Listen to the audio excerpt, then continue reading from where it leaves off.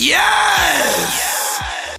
Destiny 2 became 2 years old as of this past September, and over the past 2 years, there's been too many changes to keep count of. And it seems like yesterday when we were forced to wield 2 primary weapons and boss DPS options were limited to what was known back then as the power weapon slot. Now if you weren't around at this point in time, consider yourself lucky, because year 1 of Destiny 2 was a very, very bad time for the game and those who played it. Sniper rifles, shotguns, fusion rifles, and breech-loaded grenade launchers are all weapons that take special ammo at this day and age, but back then they took heavy ammo, which placed them in direct competition with heavy weapon powerhouses such as grenade launchers and rocket launchers. Year 1 was a very anticlimactic experience for fans of both PvE and PvP, and even though I was never a fan of the double primary era, I'll be honest when I say that this had a lot more of a possibility of working in PvP than it ever would have or could have in PvE.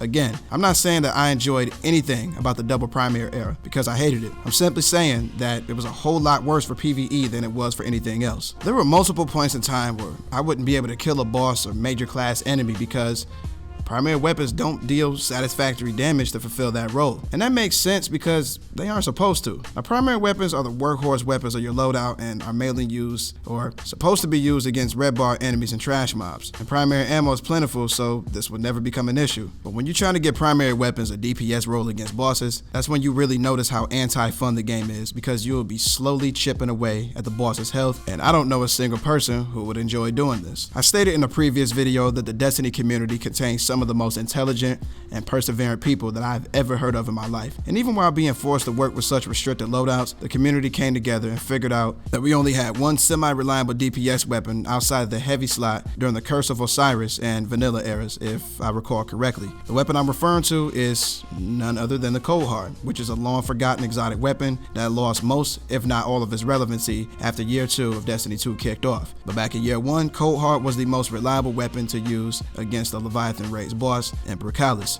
The only problem is that if you didn't pre-order the version of Destiny 2 that was bundled with the first 2 DLCs, you wouldn't be able to obtain Cold Hard until December of 2017 as a random drop. But if you did pre-order, you will automatically be given a Cold Hard after completing the Red War campaign. I believe it was during the Warmind era, aka Season 3, when Bungie caught wind of the underwhelming nature of the game and started to overhaul many components of the game to actually make it fun. That's odd, right? A game that's actually fun? Who would have known? Anyways, the power fantasy that was so prevalent in Destiny 1 that had zero presence in Destiny 2 started to arrive in increments, and around this time we saw many weapons, abilities, exotics, etc. receive many buffs and attribute adjustments to actually promote some usage and or viability. Now, one of the most prominent buffs was the change made to the Titan's Rally Barricade and the exotic perk for the Warlock's Lunafaction boots. Before the buff, Lunafaction boots and Rally Barricade will automatically reload your equipped weapon, but doing so would be triggered by crouching while behind a Rally Barricade and jumping out of and back into a Warlock's healing or empowering rift if the Warlock who casted the rift had Lunafaction boots equipped. Now, both of these methods were incredibly inconvenient and ridiculous, so when they were finally buffed, your weapons will automatically reload themselves from the reserves, provided that you were standing within the confines of a Rally Barricade or a rift under the influence of Lunafaction boots. From this point on, Lunafaction boots became a mandatory staple for raids, and the relevancy of the Warlock class in PvE skyrocketed. It's safe to say that raid teams were almost demotivated to actually run a raid if a Warlock with Lunafaction boots wasn't present. The absence of not having to worry about reloading your weapon during boss DPS phases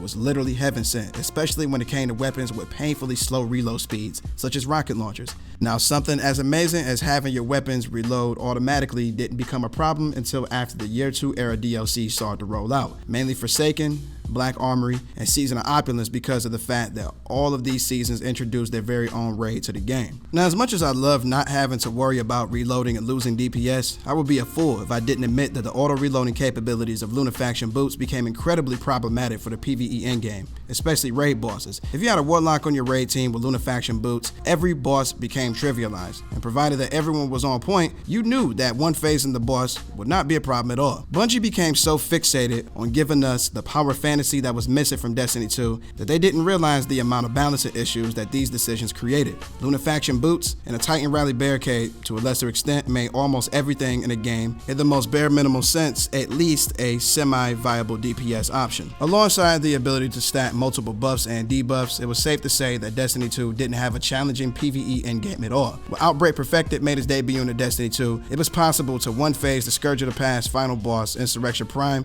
with at least 3 Warlocks using Well of Radiance and Lunafaction boots, and if the whole raid team of 6 was using Outbreak Perfected. And take a second to realize that Outbreak Perfected is a primary weapon. The exotic sniper rifle Darcy also became a part of my PvE loadout for bosses with bigger crit spots back in year 2 because if an entire raid team was using Darcy, of course, while inside of a Well of Radiance with Lunafaction boots, any boss on the receiving end would be reduced to nothing within a matter of seconds. It was also over a long period of time, several months to be exact, where Bungie was handing out nerfs to certain weapons and abilities until it was decided that the auto-reloading functionality of Lunafaction boots and Rally Barricade would be replaced with granting outlaw-oriented reload speeds to all weapons. In that same patch, Bungie stated that from that point on, we will only be able to utilize 1 buff and 1 debuff at a time. Many members of the Destiny community were upset about this, but those who were upset were the same people who didn't take 2 seconds to realize how detrimental the auto-reloading era was to the PvE endgame and or raids. If these nerfs didn't happen, Bungie would have had to balance every future raid or raid boss around Lunafaction boots, and with all due seriousness, it was a much easier task to just nerf them. As a Warlock main, I hated being restricted to using 1 subclass for every raid. The Warlock class has multiple different supers and neutral game oriented abilities useful in raids, and not being able to use them all, or at least use a different one every once in a while, sucked. Now the Hunter class is viable in PvE due to having Orpheus Riggs and Celestial Nighthawk, which are suited for 2 different subclasses that do 2 completely different things. And now that Weapons of Light has been reintroduced to the Titan bubble, which increases all weapon damage by 35%, it isn't like we lost every form of DPS viability at all. But to compensate, the patch that nerfed Lunafaction boots also reduced the damage bonus of Well of Radiance from 35% down to 25%. And if I have to be honest, the only thing that sucks is that weapons that weren't even intended to be good in PvE lost most, if not all, of their reliable boss DPS. Mountaintop, the Season 5 Pinnacle Grenade Launcher, was one of the most reliable boss destroying weapons in the game, and due to being a breech loader grenade launcher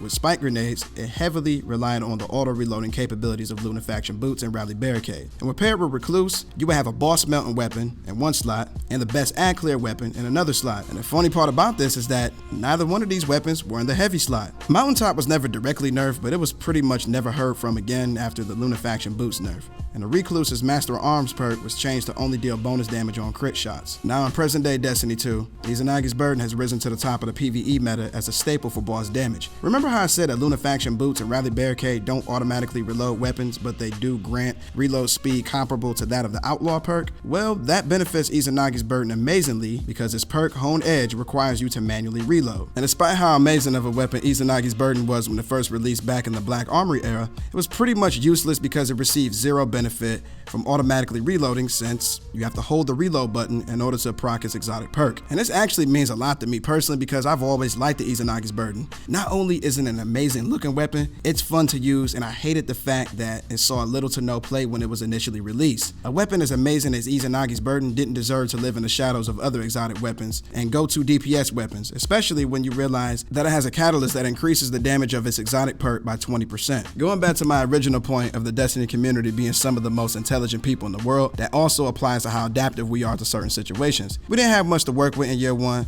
so Cold Heart was the go-to weapon to use against Callus, and now that the auto reloading capabilities are gone, the new kids on the block are Izanagi's Burden and Divinity, and I personally haven't had a problem with the need to manually reload now. DPS phases are still pretty quick, and I honestly don't miss the days of one phasing every boss in the game. This made every boss entirely too easy and never felt satisfying, and the realization that one mechanic in the game could single-handedly trivialize every boss encounter made what was supposed to be endgame not even an entertaining experience. At the end of the day, nerfs will always be stigmatized, even if they arrive as justified adjustments for the betterment of the game, but it's 100% evident that the original buff to Lunafaction boots existed to mitigate some of the stale nature of the game back in year 1. This didn't translate well into year 2 because of the removal of the double primary weapon restriction. Alongside all the powerful weapons, armor, and abilities we were given in year 2, it was evident that the the auto reloading mechanics may have been harmless in year 1, but they literally broke the game at year 2. Alright everybody, that does it for this one. I realize that nerfs usually suck and nobody ever really looks forward to them outside of the overly powerful game-breaking things like Nova Warp, Spectral Blades, and Bottom Tree Striker before they were eventually adjusted. Until the point in time in Rise where Bungie can release something that isn't able to be exploited, nerfs are going to be just as much a part of the Destiny culture as RNG, and people reacted to getting a powerfully rolled weapon. But yeah, if you made it to the end of this video, do me a favor and thumb rush that like button till it turns blue.